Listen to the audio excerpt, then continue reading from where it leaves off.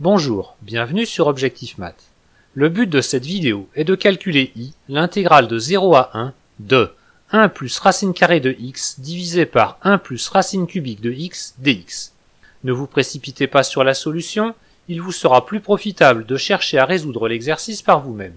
La fonction f qui à x associe 1 plus racine carrée de x divisé par 1 plus racine cubique de x est continue sur R+, en particulier sur le segment 0,1.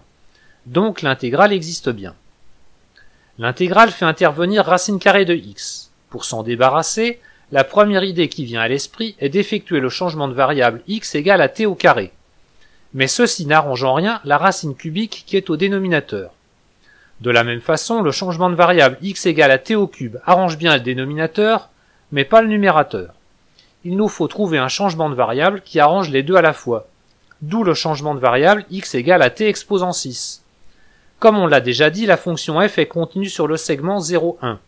Et la fonction phi qui à t associe t exposant 6 est de classe C1 sur le segment 0,1 à valeur dans 0,1.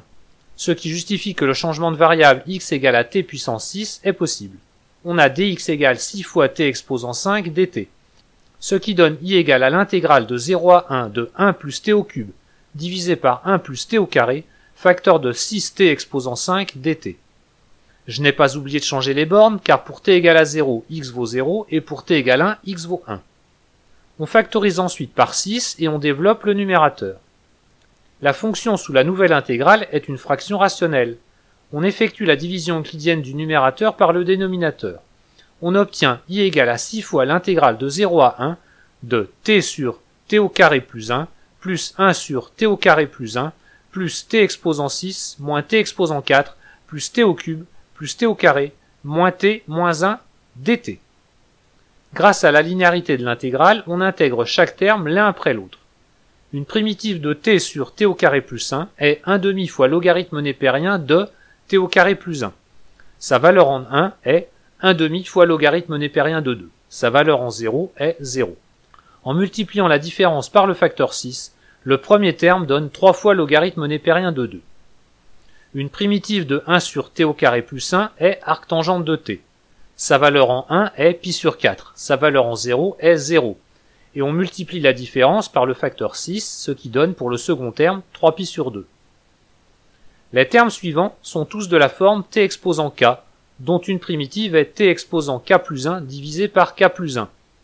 L'intégrale de t exposant k entre 0 et 1 vaut donc 1 sur k plus 1.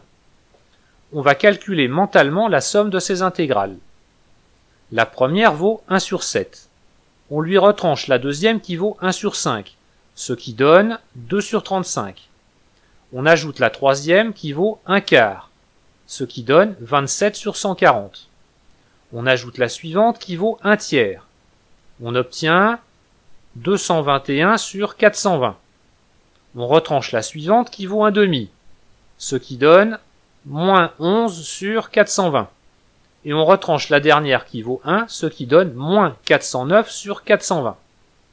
On n'oublie pas de multiplier par le facteur 6 pour arriver à moins 409 divisé par 70. Et le calcul est terminé. Bien sûr, le logiciel de calcul formel Maxima donne directement le résultat.